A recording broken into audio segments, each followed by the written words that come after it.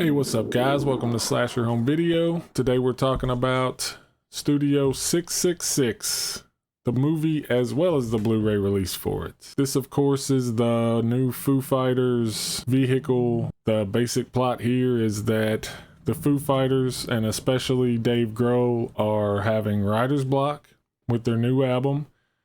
And so the producer sends them to a house with great acoustics, but also a demon in the basement. And so they get there and start recording, and horror movie stuff happens. So basically, this is a horror comedy, and it is a little bit of a comedy first and a horror movie second. That might not work for everybody, but for me, I enjoyed myself a lot. It's an homage movie. It's not trying to be original. It's not trying to take itself seriously. Every scene is pretty much a reference to a movie you've seen before, most notably Amityville Horror and Evil Dead. A lot of old slashers, like there's a big reference to The Burning in this. And for me, it's all done pretty well. The tone of the movie sometimes borders almost on like a scary movie type of humor. It never really hits that, but it gets pretty close from time to time. So that might not work for everybody. If you're looking for something genuinely scary or super original, I mean, this isn't probably the movie for you, but I feel like that should be pretty obvious. Another thing about this movie is that it is full of cameos. Every role outside of the Foo Fighters is somebody you'll know and recognize. John Carpenter is in this, Jenna Ortega, Carrie King, even Lionel Richie at one point. Tons of cameos. And the other big plus for this movie is definitely the gore. It is incredibly gory, and all of it is done really well. If I had to say this was an homage to anything overall, it would be Evil Dead. You can tell that probably the Foo Fighters, or at the very least the writer and director, loved Evil Dead and just wanted to make their own, which anytime that happens with movies like Deathgasm or Night of the Demons, I'm usually down for that because Evil Dead is one of my favorite franchises. Evil Dead 2 is my favorite horror movie of all time. Army of Darkness is my favorite action movie of all time. I love the Evil Dead series, and I'm always seeking that kind of over-the-top, gratuitous demonic possession type of stuff out, and this fits that bill. And most importantly, with this movie, you can tell that the people making it had fun. A lot of the jokes seem like inside jokes with the band.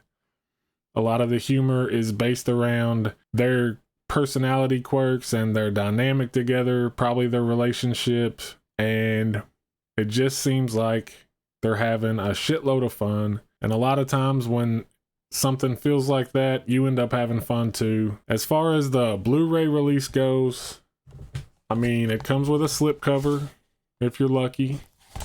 The picture quality and sound is really great. The biggest flaw here, and it's a pretty big one, is that the only bonus feature you get is a gag reel. That's it.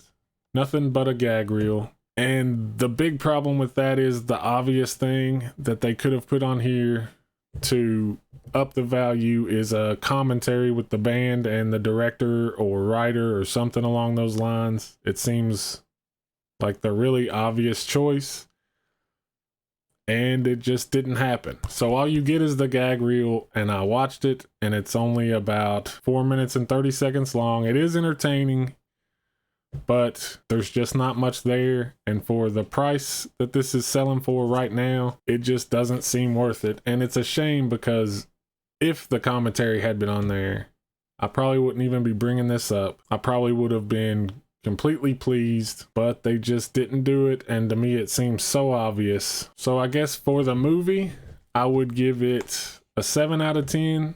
Just for me personally, I love these kinds of movies, and all of this worked for me. I can see myself watching this plenty times down the road just for fun. But as far as the Blu-ray release goes, I kind of feel like I have to give it a 4 out of 10.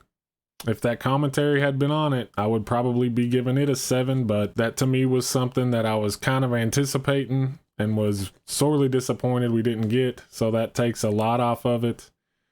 I would say, unless you are like me and were super excited about this movie and knew you wanted to own it, I would wait a few weeks or a month or two when this drops $4 to $6 in price and then pick it up. It definitely will. I went ahead and bought it because I knew I wanted to own it, and I missed it in theaters, so I hadn't seen it yet.